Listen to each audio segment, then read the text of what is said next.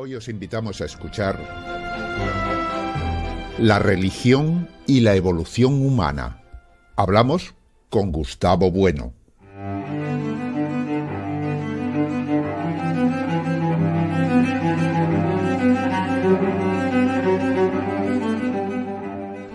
Gustavo Bueno fue un filósofo español que para muchos es considerado como uno de los mayores filósofos del siglo XX y principios del XXI. Su obra es enorme y en ella tiene lugar un intercambio constante entre la ciencia y la historia de la filosofía. Hace años tuve la oportunidad de charlar con él sobre un tema fascinante: la religión en la evolución humana. Circunstancias personales y problemas técnicos coincidieron en aquel momento e impidieron la publicación de la entrevista. Gustavo Bueno falleció el 7 de agosto del año 2016 y la entrevista, grabada antes de su muerte, se ha convertido en un documento inédito del filósofo, un documento que hoy hemos podido recuperar y que vamos a compartir con todos vosotros en este nuevo capítulo de Hablando con Científicos. Valga el programa, pues, como homenaje póstumo a Gustavo Bueno. Está con nosotros don Gustavo Bueno Martínez, catedrático de la Universidad de Oviedo, filósofo. Es un hombre que tiene multitud de artículos de filosofía. Algunos títulos son, por ejemplo, ensayos materialistas, el animal divino. En Internet se pueden consultar incluso textos íntegros de él, como por ejemplo 2 opúsculos que son ¿Qué es la filosofía y qué es la ciencia? Bueno, ante todo un saludo en nombre de los oyentes de don Gustavo. Sí, lo correspondo, yo también saludo. Nos da usted mucho que leer sobre filosofía y quizás deberíamos leer muchísimo más de lo que se lee sobre esta materia, ¿no? Hombre, sí, aunque decía Huxley, leer, la mejor manera de no pensar, ¿verdad? Pero bueno, eso es un decir, ¿no? Sí. Bien, nosotros tenemos un tema fundamental hoy para hablar de él, que es el título de una conferencia suya, que se titula La religión en la evolución humana. Sí. Como ese es un tema que ya ha tratado en algunos de sus escritos, a mí me gustaría, pues no sé, que empezara a contarnos un poco qué tiene que ver la religión en la evolución humana. Lo primero que me tendré que dedicar es a tratar de analizar qué puede significar una enunciación tan amplia, tan larga, porque la religión en la evolución humana, pues primero no se sabe qué es la religión, a qué nos referimos, y eso de la evolución humana, pues también, ¿qué es la evolución humana? Para que se vea por dónde voy. Se trata un poco... Luego voy a aceptar el planteamiento, pero primeramente para ver las dificultades. De acuerdo.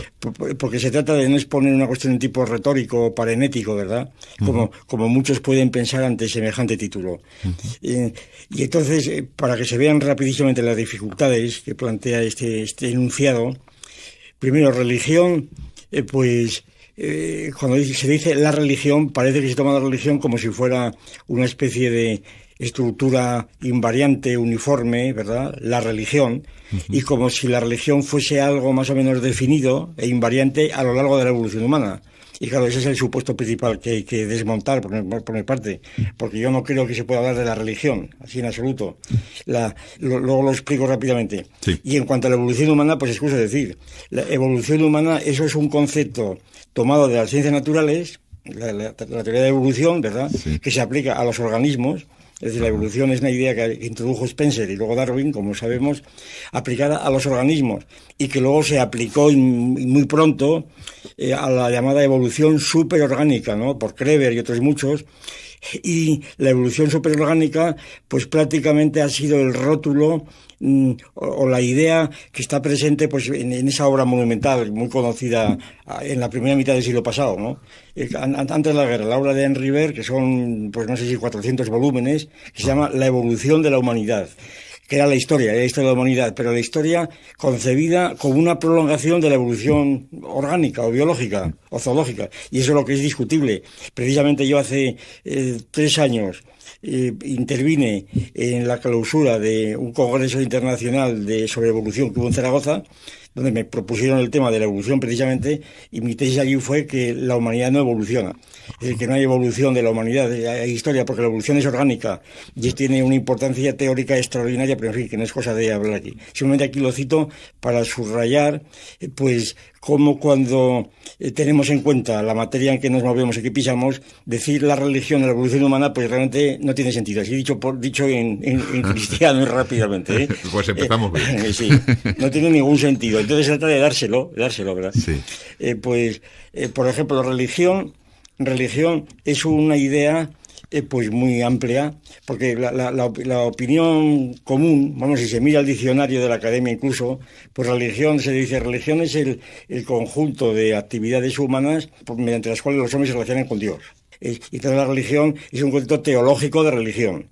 Pero claro, ese es un concepto teológico de religión que es muy discutible, porque si tenemos en cuenta el material antropológico, hay muchísimas religiones que no tienen Dios. Ajá. O sea, parte de la esencia de que existe Dios de entrada, ¿no? O sea, bueno, no hace establece falta. la relación. De momento no, claro, el que define el que da esa definición, sí, por supuesto, claro. esa definición. Sí, a eso me refería. Sí, pero es que hay muchas religiones positivas que se estudian en antropología donde no hay Dios, ¿verdad? Claro. Salvo que haya casos tan raros como, por ejemplo, algunas religiones hindúes, ¿verdad?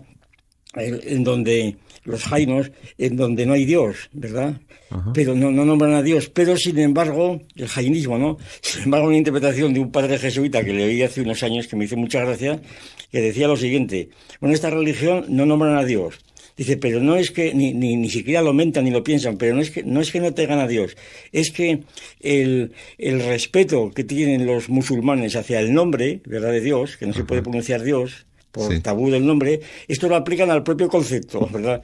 Y ni siquiera tienen concepto de Dios, pero Dios existe en esa religión, hombre, ya es el colmo, ¿verdad? Del cinismo, por decirlo de algún modo. Pero bueno, así es la cuestión. Y entonces, hay religiones que, por una razón muy sencilla.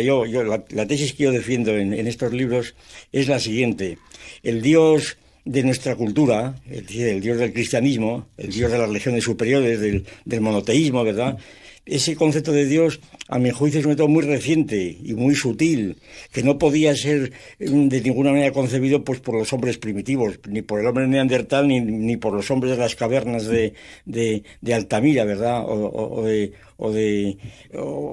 las Cló. Es decir, no podían ser de ninguna manera entendidos, como tampoco podían entender lo que es el hipercubo, ¿no? Yeah. Es decir, el concepto de Dios que tenemos nosotros, yo creo que tiene una fecha muy precisa, pues se puede evaluar en unos 2.300 años. Vamos, exagerando un poco, ¿verdad? Sí, se refiere a ese Dios etéreo, sí, es el Dios de Aristóteles, por encima de todo. Que se inventa Dios es Aristóteles, para decirlo en plata. Aristóteles es el primero que inventa la teología, y la palabra teología. Es el Dios de los filósofos, que se llama, ¿no? Es el Dios de los filósofos. En donde, y precisamente el Dios de Aristóteles, que está introducido dentro de la física, en el libro de la física, como el primer motor y el acto puro, es un Dios que se opone a la religión, que eso es una consecuencia que a mí me cuesta mucho llevarla adelante porque tiene muchos a ver, acláremelo, que yo tampoco me acabo de aclarar. Es decir, precisamente el Dios de Aristóteles es un Dios incompatible con la religión. Ajá. El argumento de Aristóteles, que aparece en la Ética de Nicómaco, por ejemplo, es el siguiente: el Dios de Aristóteles es un Dios que está fuera del mundo. El mundo es eterno, ¿verdad? No es un Dios creador como el Dios de los cristianos o de los judíos. Es un Dios que es el motor del mundo, no lo ha creado, él ni siquiera conoce el mundo, y Dios harto tiene con pensar en sí mismo, es el noesis noeseos, y entonces el mundo está movido por Dios, pero sin que Dios quiera moverlo, ¿verdad? Y entonces la desproporción, mejor dicho, entre el mundo eterno y Dios, el acto puro, es infinita, no hay proporción.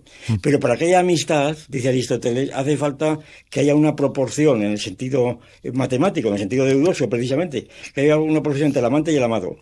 Y dice, por eso, cuando a medida que la distancia entre el amante y el amado se aleja, el amor es imposible. Y dice Aristóteles, por eso es muy difícil que haya amor entre el pater familias y los esclavos. Y por eso dice Aristóteles también, cuando a un amigo pues le dan honores casi divinos, es decir, le hacen jefe de Estado, por ejemplo, ¿verdad? Pues perdemos la amistad con él. Sí. Lo cual, dicho en castellano, con las glorias se nos van las memorias, ¿verdad? Y entonces, quiero decir con esto que si la religión es amor, como lo definió San Juan, pues entonces no cabe amor con Dios. No cabe amor porque es inalcanzable. Es inalcanzable, está por encima de nosotros. Y Dios ni siquiera nos conoce, no cabe un diálogo con Dios. Es decir, entonces las religiones, por esa razón, la ética de Aristóteles estuvo prohibida pues en el siglo XVI. Cuando se tradujo por Simón Abril, tuvo muchas dificultades. Y por eso también esto es lo que resalta la importancia de Santo Tomás, por ejemplo, al querer incorporar el aristotelismo al cristianismo. Claro, es decir, a bautizar a Dios. Eso era la cuadratura del círculo, por algún modo, ¿verdad? Pero vamos, se lo hizo, por eso era santo, ¿verdad? La cuadratura del círculo. Claro.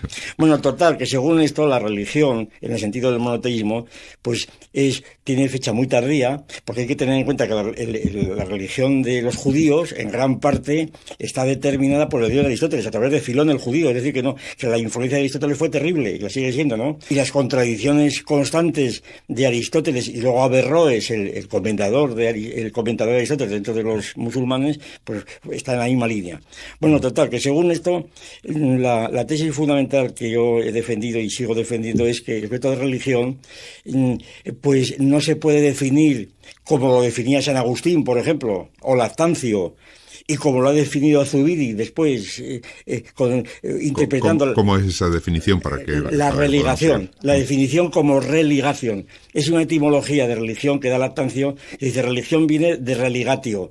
Religatio es, pues, ligadura, ¿verdad? La ligadura de los hombres con Dios, eso es. Hay una ligadura de los hombres con Dios. Y entonces, esa ligadura de los hombres con Dios, aparte de que la religión, la etimología de religión no es nada claro que sea religatio, porque hay otras muchas etimologías de Cicerón, de Varrón, en fin, que no es caso aquí de explicar, que yo analizo en el animal divino, pero sin embargo, en todo caso, no es una religación del hombre con Dios con el Dios del monoteísmo. Entonces, habría que definirla de otras maneras, la religión. Y entonces, ¿cómo? Pero está usted refiriéndose siempre a esa religión del Dios monoteísta. Sí, pero claro, hay otras religiones en las que no existe el monoteísmo, ¿no? Pero que también son religiones. Sí, ahí está. Que no existe el monoteísmo, son religión de dioses, ¿verdad? Por ejemplo, los dioses. Precisamente es muy curioso que muchos padres de la Iglesia, ¿verdad? Pues Atenágoras, etcétera, eran considerados ateos, ¿verdad? Ateos porque no admitían a los dioses griegos.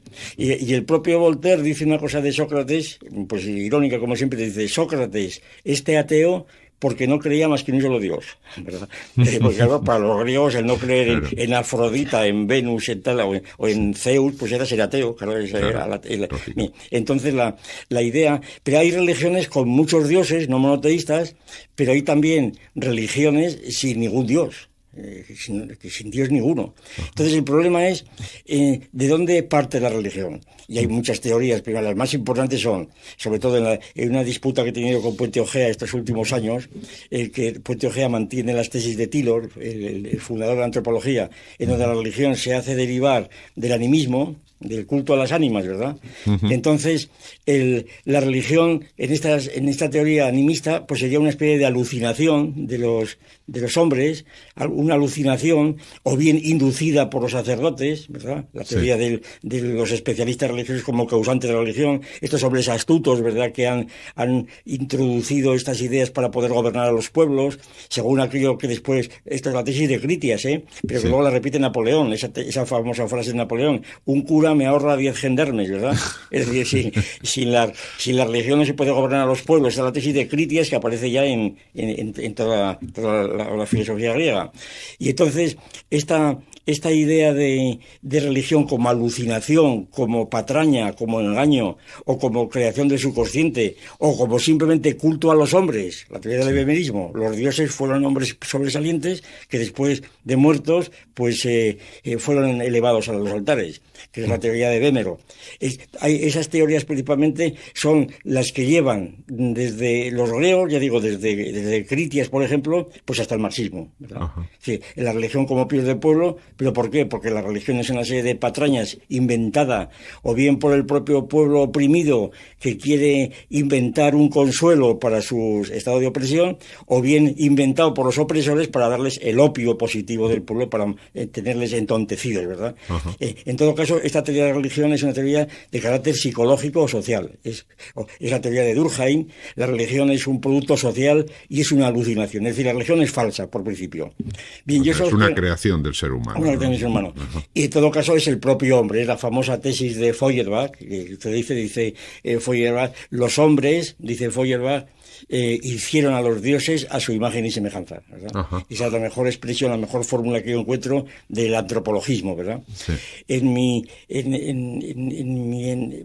sistema, ¿verdad?, de explicar la religión, a mí me parece que las religiones pues no son alucinaciones, no se agotan, ¿verdad? No se agotan en el campo humano, que son verdaderas, quiero decir. Las religiones son verdaderas en el sentido de que esa relegación, lo que me llama del hombre, con entidades que son distintas de los hombres, ¿verdad?, no son alucinatorias, que son verdaderas. Es decir, que hay unas entidades que no son humanas, pero que sin embargo, que yo lo llamo númenes, y las llamo fundándome una tradición, pues sobre todo latina, romana, ¿verdad?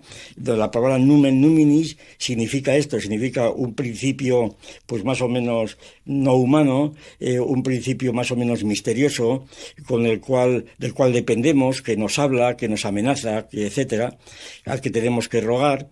Y entonces estos númenes serían el origen de la religión. O sea, la religión sería una relegación del hombre con los númenes. Ahora, la cuestión, númenes reales, entonces no sería alucinatorio. O sea, como criaturas reales que existen. Que existen realmente. Aunque tengan una entidad que no sea biológica o sea de otro tipo. Bueno, vamos a ver, ahí está la cuestión. La cuestión es identificar cuáles son estos númenes, ¿verdad? ¿Cuál es la realidad de estos númenes? Entonces hay muchas hipótesis, ¿verdad? Pues desde los démones, hay muchas hipótesis. Bueno, total, yo la tesis que yo mantengo del animal divino, porque se llama así, es la siguiente, que los primeros númenes que los hombres reconocieron y que además fueron fundamentales para poner en marcha su evolución, ¿verdad?, fueron precisamente los grandes animales del Paleolítico que tenemos representados en las cavernas, ¿verdad? Tenemos representados en Chauvet, en Altamira, en donde quiera.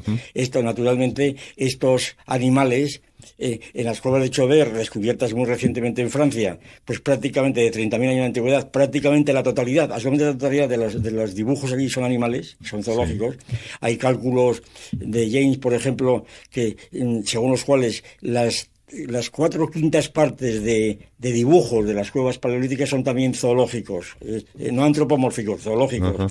Entonces, es evidente, a mí me parece, y de hecho los paleontólogos están reconociendo cada vez más, es evidente, me parece, que estas pinturas no las dibujaban allí como artistas, una especie para formar un museo, ¿verdad?, como unos paneles, ¿no? Entre otras cosas porque estaban en lugares recónditos, escondidos, y sobre todo porque unos estudios muy recientes parece que han demostrado, particularmente en el Cantábrico, que se han hecho mediciones de resonancia de las cuevas y se ha obtenido la conclusión de que los puntos de máxima resonancia de las cuevas están en los puntos donde están las pinturas, por lo cual se deduce que las gentes aquellas cantaban.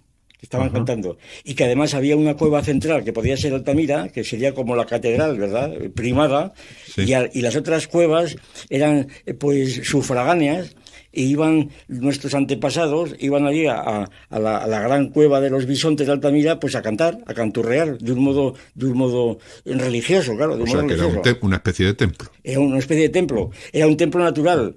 Todavía no sería templo propiamente porque el templo es posterior, es las religiones secundarias, sí. Pero en fin, para redondear un poco la idea. Entonces, según esto, lo que llamamos religiones primarias, la religión primaria, sería una situación en donde los hombres primitivos, cuando empiezan a serlo precisamente, vamos a poner hace 40 o 50.000 años, ¿verdad?, tienen una relación especial con ciertos animales de carácter mastozoo o en general, pues que a los cuales tratan verdaderamente como númenes, no como dioses, como númenes. De ellos dependen, ¿verdad?, se esconden de ellos, etcétera, y cultos que además todavía existen. El culto al oso pues sigue siendo un culto muy conocido entre los ainos y muchos pueblos, ¿verdad? Hay una tradición enorme, y así sucesivamente.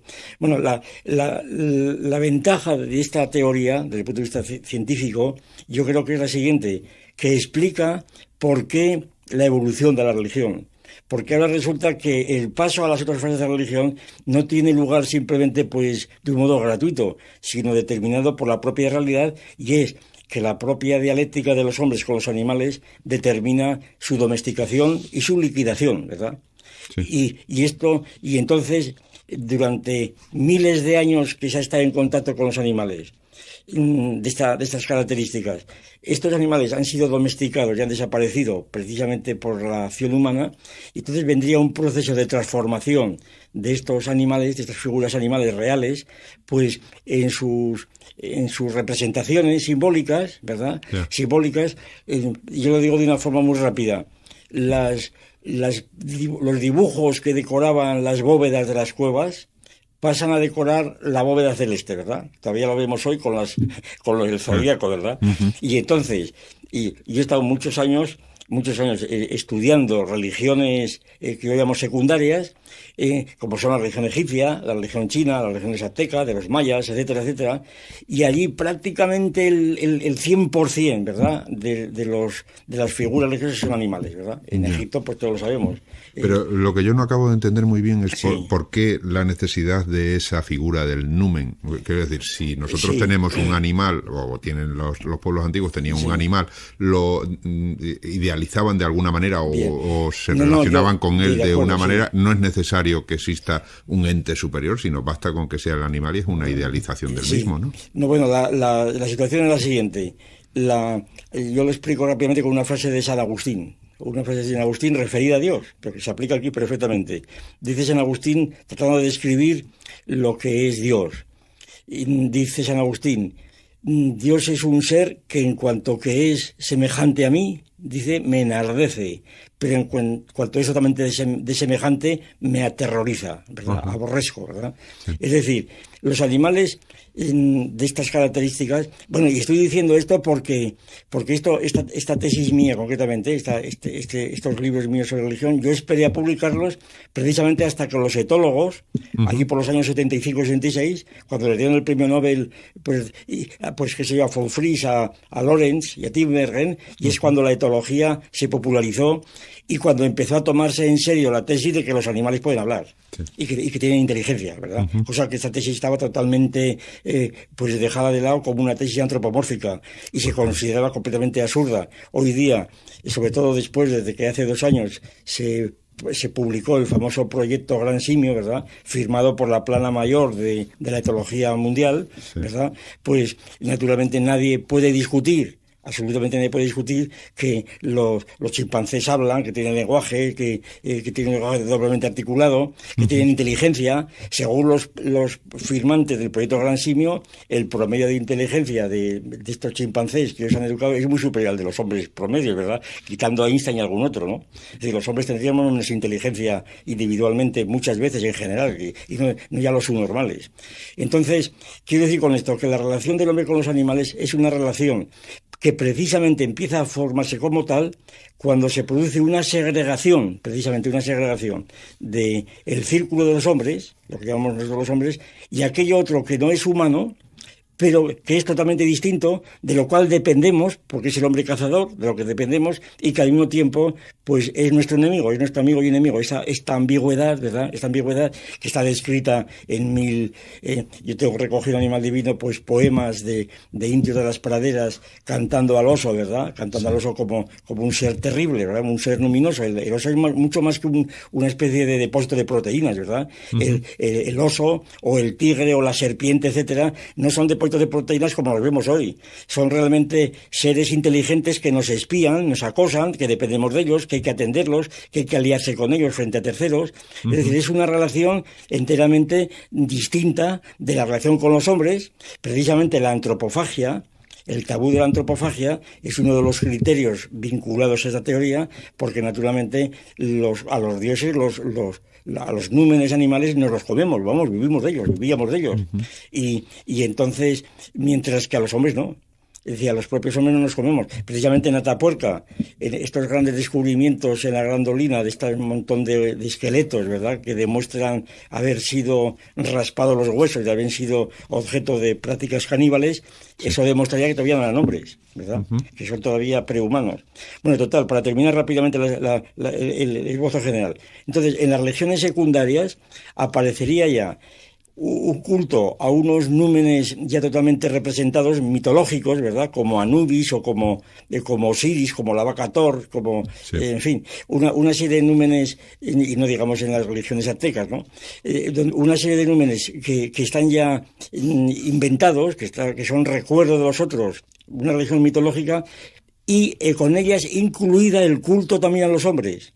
Ujú. Empieza el culto a los hombres, una religión humana, pero de los hombres en tanto que dominadores de los animales. Es el caso de Cibeles, como la Potnia Cerón, la dominadora de los animales, ¿no? Es decir, el hombre empieza a ser numen en cuanto está contaminado, diríamos, con los animales. El ejemplo más evidente que yo puedo poner de esto es, si examinamos en Egipto, ¿verdad?, la iconografía de tipo religioso.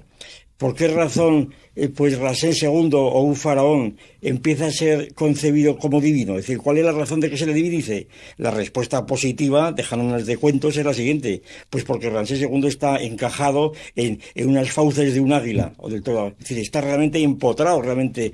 Y esto en las religiones aztecas es constante. Es decir, el modo de divinizar a los hombres es encajarlos en los grandes animales luminosos que venían de recuerdo. Bien. Y entonces, la religión mitológica, que es la religión por antonomasia, pues esta es la religión que habían encontrado los griegos.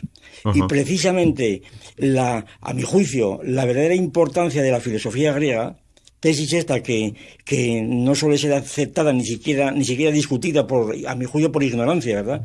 La verdadera importancia de la filosofía griega habría sido la siguiente, desde el punto de vista religioso, que la filosofía griega, desde Genófanes, Tales de Mileto, y no digamos todos los demás, ¿verdad?, Epicuro, etcétera, y Aristóteles, habría sido la crítica a la religión secundaria. Fíjense lo que quiero decir. Es decir, los filósofos griegos lo que habrían criticado precisamente era el zoomorfismo y el antropomorfismo.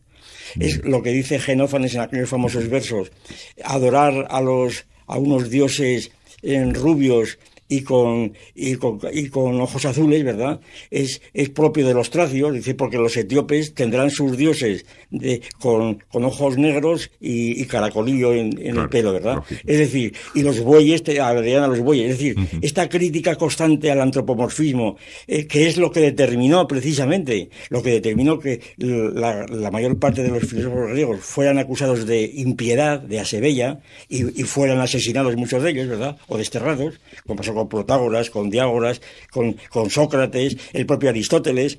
Es decir, la constante tendencia de la filosofía griega fue criticar precisamente al zoomorfismo y al antropomorfismo en nombre de un dios más puro, ¿verdad?, o el Nous de Anaxágoras, o el de Aristóteles, que es un dios que ya no tiene barbas, ni tiene forma de animal ni hombre, y que es un dios al que ya no se le puede rezar. Ajá. Y aquí utilizo una expresión muy eficaz de don Juan Valera, hablando del dios de los krausistas, que es el dios de Aristóteles en el fondo, el dios de Krauss, el dios de los filósofos, y dice don Juan Valera, dice: este dios de los filósofos es un dios tan puro que ni María Santísima lo conoce con ser su madre, ¿no? Es un Dios que deja de ser Dios, claro. Sí, claro. Claro, eso. Bueno, pues entonces, según esto, claro, si la religión se sobreentiende que se divide en tres grandes fases, que no quiere decir que la una elimine la otra, ¿verdad? Sí. Se superponen, se conservan unas a las otras. Entonces, bueno, y entonces lo que se puede preguntar es primero, ¿no cabe otra fase más? Bueno, yo interpreto lo que a mí me parece que se puede llamar hoy unas creencias hoy día totalmente recibidas por todo el mundo, ¿verdad? La creencia en los extraterrestres, unos malignos, otros benignos. Yo muchas veces he subrayado este hecho, sobre todo los que somos ya un poco viejos o muy viejos ya lo conocemos. Hace 50 años era imposible pues leer en un periódico, noticias como estas, una que apareció en la Nueva España, aquí de Oviedo, pues hace por ejemplo, 20 y tantos años, ¿no? Pero aparecía en todo el mundo y en toda la prensa. Yo me acuerdo de esta porque apareció aquí, me hizo mucha impresión. Dice: un taxista de Ujo tiene que detener su coche porque ha avistado a 2 extraterrestres, ¿verdad? Ajá. Claro, esta noticia 25 años antes se hubiera dado así: taxista que sufre alucinaciones ha ido directamente al manicomio, ¿verdad? Entonces, claro, esto señala la diferencia entre una cosa y otra, claro. Del momento en que el periodista toma en serio que ha visto a los extraterrestres, y luego pues toda la literatura que hay sobre el asunto, como sabe usted. Sí. Entonces, quiere decir que esto de los extraterrestres es mucho más que una creencia episódica, ¿no? A mí me han abucheado, por ejemplo, hace unos años en Palma de Mallorca, porque se aparecían allí unos summitas, y entonces a mí me preguntaron mi opinión sobre los extraterrestres, y yo les dije que yo no sabía nada de eso, que no creía en ellos, pero que qué les importaba mi opinión a ellos, a los extraterrestres.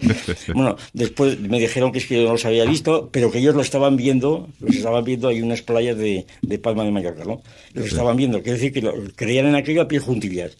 Bueno, total, que a mí me parece que el fenómeno de los extraterrestres es un caso interesantísimo en nuestra época, que reproduce la creencia en los demones del helenismo. Es decir, los extraterrestres son demonios, porque los demonios del helenismo, no me refiero a los demonios transformados en ángeles, que son espíritus puros, ¿verdad? Esto se ve muy bien en la ciudad de Dios de San Agustín, por ejemplo, en Apuleyo. Los demonios eran seres corpóreos. Eran cuerpos, pues unos eran terrestres, otros andaban por los aires, que intervenían, ¿verdad? Que hacían diabluras, ¿verdad? Todavía aquí en Asturias pues, todavía se habla del diañu, es decir, que por ejemplo te revuelve los cereales que hay o el maíz que hay en el hórreo, ¿verdad? O te coge la cesta de costura y te la revuelve. Eso es las xianas, es decir, esas son entendidas no precisamente como espíritus, sino como cuerpecillos, ¿verdad? Que aparecen al amanecer, etcétera, etcétera. Es decir, yo creo que los extraterrestres están en esta línea. Y por tanto, a mí me parece que el culto a los extraterrestres o la actitud ante los extraterrestres, pues está completamente en la línea de la religión. Es decir, que yo creo que se puede considerar como un fenómeno religioso todo esto que hablamos hoy de los extraterrestres. Al margen que se lo crea uno o no crea, ¿no? Tintado con definiciones modernas, ¿no? Sí, con definiciones modernas. Y bueno, pero ¿por qué diferencian los demonios de los ángeles? Al final es la misma cosa. No, porque los ángeles, según San Agustín, son espíritus puros, ya no tienen cuerpo. Y ya son, bueno, también se representa a los extraterrestres como entes etéreos o sí, pero te dan un... No sé, a mí me recuerda mucho cómo se representa a los ángeles. Sí, bueno, es la misma línea. Bueno, los ángeles tienen las alas, claro. Sí, claro. Eso son los ángeles, la virtud de Samotracia, ¿verdad? Que es prueba de que son animales, claro, más animales que las alas, ¿verdad? Yo utilizo esa terminología, son animales no lineanos, ¿verdad? Porque ya no están dentro de la región de Linneo, pero siguen siendo animales, claro. Sí. Porque se alimentan, tienen cuerpo, será un cuerpo muy transparente y todo lo que se quiera, pero sigue siendo un cuerpo, no son espíritus puros. Porque la noción de ángel estricto, que son los escolásticos lo llaman inteligencias separadas, eso ya es un concepto, a mi juicio, filosófico, no es un concepto mitológico. Las inteligencias separadas, al margen de Cristo o no, tal como por ejemplo los pone Francisco Suárez, en las disputaciones metafísicas, me parece que es en la 40 y tanto, no me acuerdo bien, pues allí tiene un tratado sobre los ángeles, y ese es un tratado totalmente filosófico, pretende serlo, es decir, no quiere ser mitológico, ¿verdad? Otra cosa es que uno no crea en su existencia, pero sí en su esencia. Es un poco como se habla del hipercubo, un geómetra habla del hipercubo. Claro, el hipercubo no existe, pero sin embargo tiene una geometría, y es racional pensar en ello. No es realmente racional, es necesario. Sí, otra cosa es que no hay hipercubos. Claro, ¿verdad? Matemáticamente sí existe. Pues eso, pues es un ente matemático. Es un ente. Pues esto de los ángeles, inteligencias separadas son entes metafísicos, ¿verdad? Entes metafísicos que algunos se los creen y otros no, pero ya es cuestión de cada cual, ¿no? Entonces, ya redondaría ya la exposición. Entonces, si la religión, la religión se descompone por lo menos en 3 fases de religión, ¿verdad? Y la evolución humana, pues, es la historia, de algún modo. Sí. Pues diría, importancia de la religión o la religión en la evolución humana. Yo distinguiría inmediatamente. Primero, la religión primaria es fundamental porque con ella arranca la historia humana, ¿no? Según esta tesis, claro, con el conflicto, la dialéctica del hombre cazador con su entorno, sobre todo de animales, es lo que marca realmente el origen de toda la evolución humana. Sí. Ahora, a partir de entonces, la evolución humana y la historia empieza a ir por otras rutas, las propias religiones secundarias se transforman cada vez más y recrece enormemente lo que llamamos el cuerpo de la religión. Un cuerpo que está constituido principalmente por templos, ¿verdad? Esos edificios, por sacerdotes, que no eran necesarios en la fase primaria, Y entonces la religión empieza a transformarse en una organización de tipo social que tiene mucho que ver con la moral, con la política, con la cosmogonía, y entonces son organizaciones de otra índole que se llaman religiosas, pero que lo son simplemente por analogía, ¿no? Porque en el fondo Sí. no son religiosas. Que podrían Es otra llamarse cosa. políticas o Sí, podrían política, lo llamarse que de sea, cualquier sí. otro Es el tipo. caso de la Iglesia Católica. Ya. La Iglesia Católica, pues sí, pero en fin, lo importante a mi juicio, del catolicismo es ser una organización de tipo internacional que sí, que se funda en ese Dios de los filósofos. Decía uno que el catolicismo la Iglesia Católica es filosofía griega y derecho romano, ¿verdad? Ajá. Y yo creo que ahí consiste su importancia también. Dicho de otra manera, si a la religión católica, a mi juicio, se le suprime la teología tomista, como hay algunos intentos, muchos intentos, ¿verdad?, de eliminar la teología de la religión. A mi juicio, si a la religión católica, a la Iglesia Católica, se le suprime la teología, no se la puede diferenciar, pues qué se diría yo, de los testigos de Jehová, ¿verdad?, por ejemplo. Es decir, ¿en qué se diferencia un testigo de Jehová, con todos los respetos, o un mormón, ¿verdad?, un mormón, Sí. de un clérigo católico? Pues en la teología. Todo lo demás sería pura mitología, claro.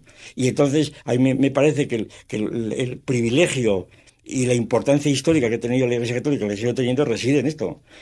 Y por cierto, que este Papa, hace 2 o 3 años, publicó una encíclica en esta dirección, que fue recibida pues con uñas y dientes, ¿verdad?, por los más progresistas, y ahí me tocó, por no sé qué circunstancias, me tocó salir en defensa del Papa, Sí. de lo cual dijeron, como defensa de la religión, por lo cual se dijeron que yo, dado mi edad, ya me había convertido al catolicismo y demás, cosa que más me da, ¿no? No, y alguno diría. No, y hay Todo más, y que determinaron decir, tuve que decir ya una fórmula que utilizo, pues, ¿usted es católico? Pues sí, señor, soy católico ateo, ¿verdad? Claro, que es lo que soy, católico ateo.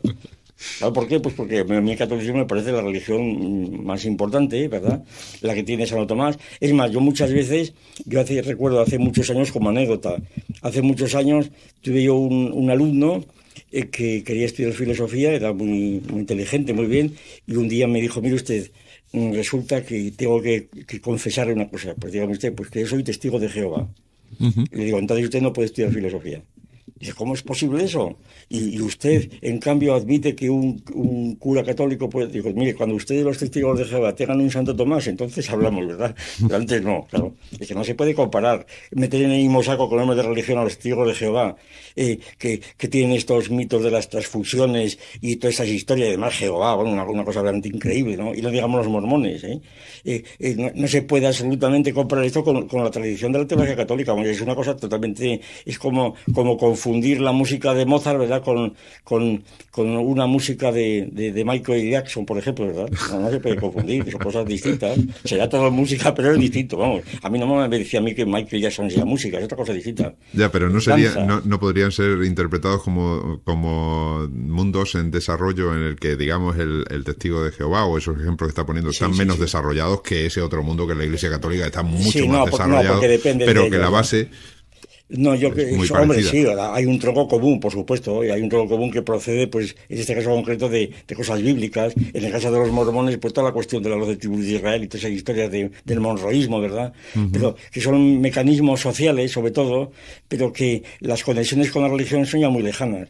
Mire, por ejemplo, uno de los libros que más han influido en estos últimos años y que se ha reeditado, se ha traducido al español, estaba traducido a principios de siglo, se ha traducido al español, bueno, primero al catalán y luego al español. Es el famoso libro de William James, el famoso psicólogo, Las variedades de la experiencia religiosa. Ahí me tocó hacer una crítica de este libro, que me pidieron de varios sitios cuando salió, y entonces yo, que había estudiado mucho a William James, que era saludado realmente por los cristianos y por los católicos en particular, y es saludado, por ejemplo, por Kenny y otros muchos, y por King, es saludado como uno de los grandes psicólogos contemporáneos que defienden a la religión.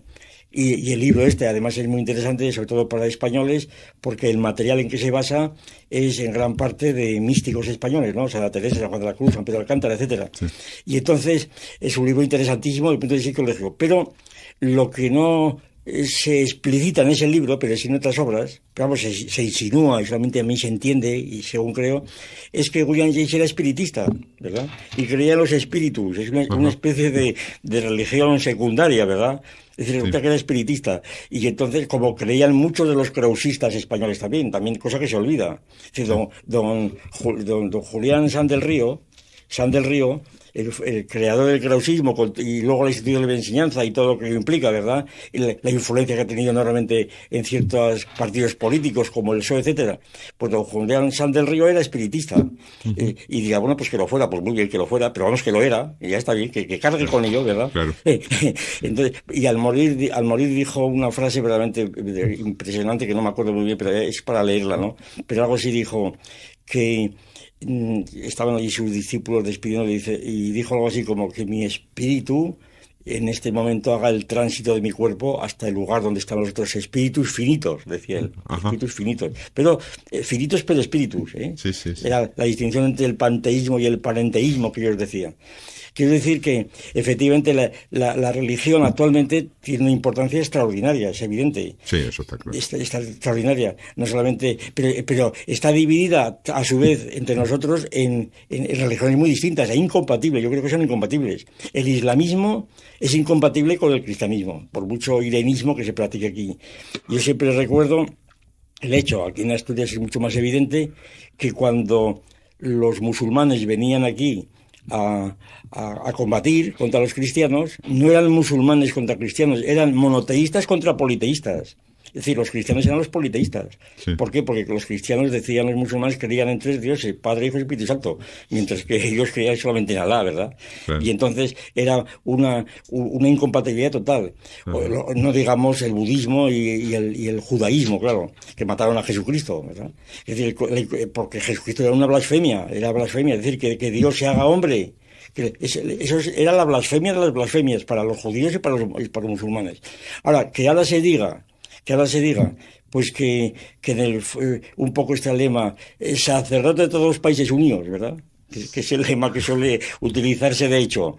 Pues yo solamente lo entiendo si interpretamos debidamente la famosa parábola de los tres anillos de Natán el Sabio, de Lessing, ¿verdad? Lessing, que es el fundador, como es bien sabido, del teatro clásico alemán. Lessing, que era discípulo de Spinoza, por cierto, y que es uno de las claves que más influyó en toda la filosofía clásica alemana, que solió callar la deuda de Spinoza porque era judío, precisamente, cosa que también se olvida. Entonces, Lessing ofrece en Natán el Sabio una famosa parábola que es interpretada, a mi juicio, de modo torcido por muchos teólogos actuales. La parábola, en dos palabras, es la siguiente. Un rey tiene 3 hijos y promete que al que se porte mejor le va a dar el anillo de oro que va a ser la prenda de su sucesión. Y entonces, pues el mayor le da el anillo en privado, claro, porque considera que es excelente, pero lo mismo hace con el segundo y con el tercero. Total, cuando muere el rey, el mayor exhibe su anillo como sucesor de su padre, pero también el segundo y también el tercero. ¿Qué ocurre? ¿Qué quiere decir Lessing con esta parábola? Pues que los 3 anillos son iguales. El padre es Dios Padre, los anillos son el judaísmo, el cristianismo y el islamismo, y entonces que las 3 religiones son iguales. Eso es lo que quiere decir Lessing. ¿Qué quiere decir con esto Lessing? Pues es la religión del teísmo, del deísmo, que en el fondo todas las religiones son iguales porque todas ellas lo que buscan es el Dios de Aristóteles, el Dios de los filósofos, ¿no? Que es el Dios de la Ilustración, el Dios de Voltaire. Pero esto supone la negación de las religiones, porque lo que se diferencian unas religiones de otras es las religiones positivas, es decir, los sacramentos, el culto, los dogmas, los sacerdotes. Es decir, eso es lo que las diferencia. Eso es lo que las diferencia, pero no de un modo accidental. Esto es lo que las constituye, porque los sacramentos no son simplemente invenciones. Teológicamente los sacramentos es la sustancia misma del cristianismo. Es el bautismo, es la comunión. Es decir, los sacramentos no son rituales ceremoniales, son auténticos. Y dicho de otro modo, que las 3 religiones solamente son iguales cuando nadie cree en los dogmas ni en los sacramentos ni nada. Cuando todo el mundo, nadie cree, entonces se une todo. Entonces es cuando está todo el mundo de acuerdo. Todo está unido. Ya se ve por dónde voy, ¿no? Está clarísimo. Yo lo que sí me gustaría es seguir hablando todo el tiempo que fuera necesario, pero la verdad es que la radio ya sabe cómo es. Sí, tenemos un tiempo limitado. Pues nada, muchas gracias por habernos ayudado a comprender un poco estas cuestiones. O por haberlas oscurecido, que es igual. Muy bien.